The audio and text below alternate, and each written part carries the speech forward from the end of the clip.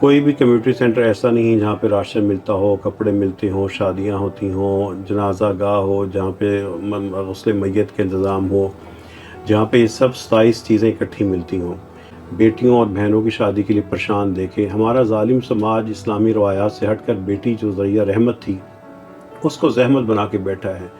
ایک بیٹے کی شادی کے لیے جو چیزیں چاہیے مسجد کے پاس ہے، مسجد میں ایک بیٹی کی شادی کی میرج ہال بن گیا اور 1 سال کے اندر 80 شادیاں ہو چکی ہیں، اگلے 3 ہفتوں میں 15 شادیاں ہونی ہیں۔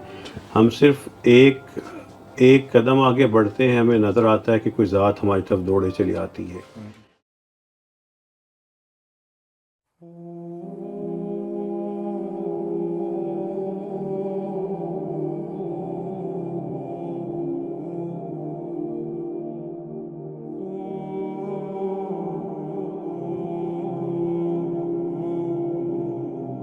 آج ہم لوگ ڈاکٹر عبید الرحمان صاحب کے پاس F8 اسلام آباد میں مسجد رحمت للعالمین میں آئے ہوئے ہیں۔ تو ڈاکٹر صاحب، یہ سوشل ایکٹیویٹی کا آپ کا سفر شروع کب سے ہوا ہے؟ تھوڑا اس پہ بتائیے ذرا۔ اس مسجد سے جس دن اس مسجد کا ہم نے آغاز کیا تھا، اس دن اس کا نام بڑا سوچ سمجھ کے رکھا تھا کہ رحمت للعالمین کی مسجد ہو، صلی اللہ علیہ وسلم۔ اور نیت یہی تھی کہ معاشرے کے اندر جو معاملات ہیں اس سے ہٹ کر اللہ کے رسول صلی اللہ علیہ وسلم کی مسجد کی طرح ایک ایسی مسجد بنائیں جو سب کے لیے رحمت کا پیغام ہو، جہاں سے رحمت تقسیم ہوتی ہو۔ پھر جب یہ نیت یہ تھی تو اس کے بعد اس مسجد کے اس سفر کے قدم کیسے بنے، یہ سفر کیسے ہوا۔ ہر قدم پہ جب بھی ہمارے پاس کوئی تکلیف میں مبتلا شخص آتا تھا، اس کی تکلیف کو حل کرنے کے لیے ہم ایک کوشش کرتے تھے۔ اللہ تعالیٰ اس کوشش کو ایک نظام بناتے گئے۔ بھوکا شخص آیا، اس کے لیے کھانا دیا تو وہ مسجد دسترخوان بن گیا اور آج تک جاری ہے۔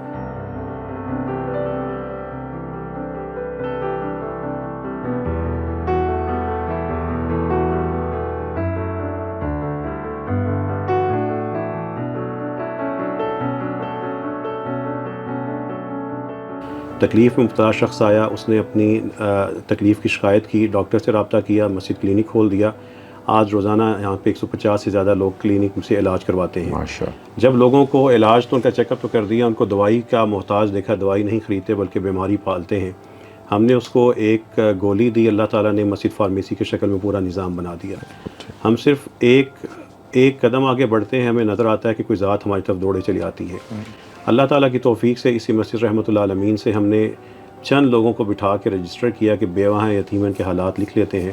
اللہ نے پورا بیت المال بنا دیا جس میں آج 11,000 سے زیادہ مستحق افراد، جس میں 4,000 بیوہ ہیں، 1,000 معذور افراد ہیں، 500 تھیلیسیمیا کے مبتلا بچے ہیں، 500 سے زیادہ کینسر مبتلا لوگ ہیں۔ بیت المال بن چکا ہے، اس کی رجسٹریشن ہو چکی ہے، اس میں مزدور شامل ہیں، مجبور لوگ ہیں۔ اسی طرح ہم نے چند کپڑے لوگوں کو دیے جن کو کپڑوں کی ضرورت تھی، اپنے گھروں سے لا کے مسجد کے باہر رکھ دیے، گارمنٹ سٹور بن گیا، اور آج الحمدللہ روزانہ یہاں سے 30 سے 40 خاندانوں کو پورے کا پورا کپڑا ملتا ہے، اور سال میں 2,000 سے زیادہ خاندان اپنی مرضی کا کپڑا لے کے جاتے ہیں۔ مسجد بہت ٹھیک ہے۔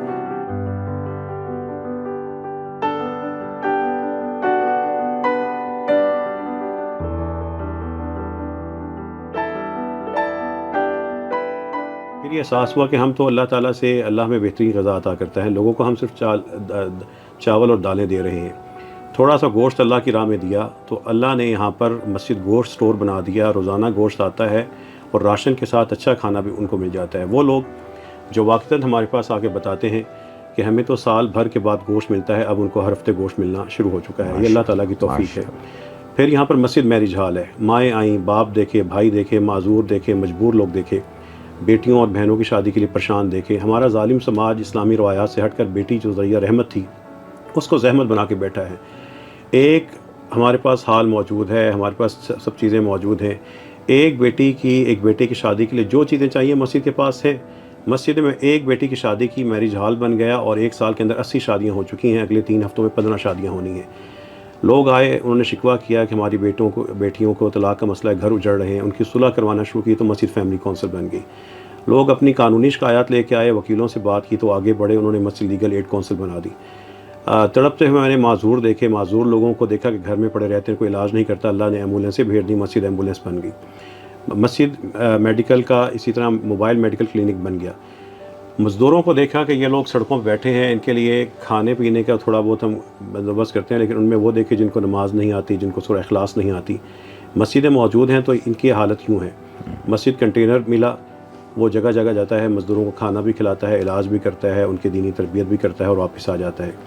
ہم صرف سوچتے ہیں اور ایک قدم بڑھاتے ہیں، اللہ تعالیٰ اس کو نظام بنا دیتے ہیں۔ تو یہ میں نے آپ کو تفصیل سے اس لیے بتایا ہے بالکل ٹھیک کہ اس کے لیے فنڈز کی ضرورت نہیں ہے، فنڈز اللہ، یہ فنڈز کی ذمہ داری اللہ کی ہے۔ بالکل صحیح، چندوں کی فکر نہ کیجیے، بندوں کی کیجیے، آپ بندوں کی فکر کر لیں، اللہ تعالیٰ ان کو ان پھندوں سے آزاد کرتے جائیں گے۔ بالکل صحیح، بالکل صحیح۔ میرے والد کی شناخت ایک عربی زبان اور قرآن کریم کی تفہیم کے لیے ان کی کاوشیں تھیں۔ اچھا، پھر جس ماں نے ہمیں پالا، ہم کوئی بہت زیادہ امیر لوگ نہیں تھے، ایک مزدور قسم کے لوگ تھے۔ اس مسجد کی ایک پالیسی کہ ہم نے کسی سے رابطہ نہیں کرنا، مدد کے لیے، ڈونیشن کے لیے، ٹھیک، اپنا انٹروڈکشن نہیں کروانا، بالکل ٹھیک، کہیں ہمارا کوئی عمل ضائع نہ ہو جائے، کوئی پریزنٹیشن نہیں دینی، کوئی جلسہ ہم نہیں کرتے، کوئی تنظیم نہیں بناتے۔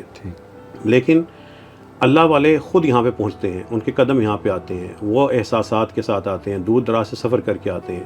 خود آپ لوگوں کا یہاں پہ بیٹھنا اسی محبت کی ایک عکاسی ہے۔ بالکل میڈیا یہاں پہ خود آیا ہے، چل کے آئے ہیں اور وہ بار بار آئے ہیں، اور مساجد کے ذریعے ہم اپنے اس دیس میں جس میں مہنگائی ہے، جس میں بے بسی ہے، جس میں ستم ہے، جس میں ادارے غافل ہیں، اس میں ہم اذیت میں مبتلا لوگوں کو خود سنبھال لیں، اور مسجدیں سنبھال سکتی ہیں، اس لیے کہ مسجدیں سب سے بڑی حکومت ہے، بالکل ٹھیک، امام سب سے بڑا حکمران ہے۔ یہ حکمران، ان کو تو اللہ نے جغرافیہ کا حکمران بنایا ہے، جبکہ جو مسئلے پہ کھڑا ہونے والا امام ہے وہ دلوں کا حکمران ہوتا ہے۔ ہر جگہ پہ مسجدیں موجود ہیں، ہم اسی ماڈل کو ڈپلیکیٹ کاپی کرتے ہوئے پاکستان بھر کی چند بڑی مساجد بھی اگر یہ کام کر لیں تو پاکستان میں وہ تبدیلی آ جائے کہ ہمیں نعرہ نہ لگانا پڑے لیکن ہمیں ریاست مدینہ سامنے نظر آئے۔ ہاں، جہاں جہاں پر کچھ لوگ ہمیں خود زمینیں دے رہے ہیں، مسجد رحمۃ اللہ علیہ کے نام چیزیں کر رہے ہیں، وہاں پہ ہم اس چیز کو کاپی کرنا شروع کریں گے، وہ مساجد بنائیں گے، اور اسی طرز پہ نہیں بلکہ اگلا کام اس سے بہتر ہی کرنے کی کوشش کریں گے۔ تو آگے جو ہے ابھی کچھ مساجد میں کیا آلریڈی لوگ آ کے اس کو دیکھ کے کاپی کرنے کا سلسلہ شروع ہو چکا ہوا ہے؟ پچھلے 2 سال سے درجنوں علماء کرام، کمیٹیاں، مساجد کے مخیر حضرات، مساجد کو سنبھالنے والے، بیرون پاکستان میں رہ کر پاکستان کے لیے بہتری کا سوچنے والے خود آئے ہیں، دیکھا ہے، انہوں نے سوچا ہے، سسٹم کو سمجھنے کی کوشش کی ہے، طریقہ کار سمجھا ہے۔ تو ڈاکٹر صاحب، اس کاموں کو شروع کرنے کے لیے آپ نے مسجد کا ہی کیوں انتخاب کیا؟ ابھی تھوڑی دیر پہلے آپ نے ایک جگہ ذکر کیا تھا کمیونٹی سینٹر کا اور مسجد کا۔ جی، کمیونٹی سینٹر عام طور پہ خوشی یا غمی کے مواقع پہ ملنے کی جگہ ہیں، کچھ سیلیبریشن کے لیے ہیں، کچھ نیشنل ڈیز کے موقع پر۔ کوئی بھی کمیونٹی سینٹر ایسا نہیں ہے جہاں پہ راشن ملتا ہو، کپڑے ملتے ہوں، شادیاں ہوتی ہوں، جنازہ گاہ ہو جہاں پہ غسل میت کا انتظام ہو، جہاں پہ یہ سب 27 چیزیں اکٹھی ملتی ہوں۔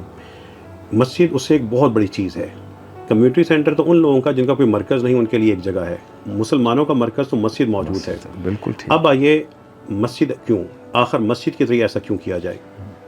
اس لیے کیا جائے کہ ہم ایک زوال میں گری ہوئی قوم ہیں، ہمارا عروج تھا، اس کو اپنا آئینہ بنا لیجیے۔ اس عروج میں جا کر، اس عروج کے دور میں جا کے اس آئینے میں دیکھیے کہ ہماری مسجد کیسی تھی۔ آئیے رسول اللہ صلی اللہ علیہ وسلم کی جھلکیاں، ان کی مسجد کی جھلکیاں دیکھتے ہیں۔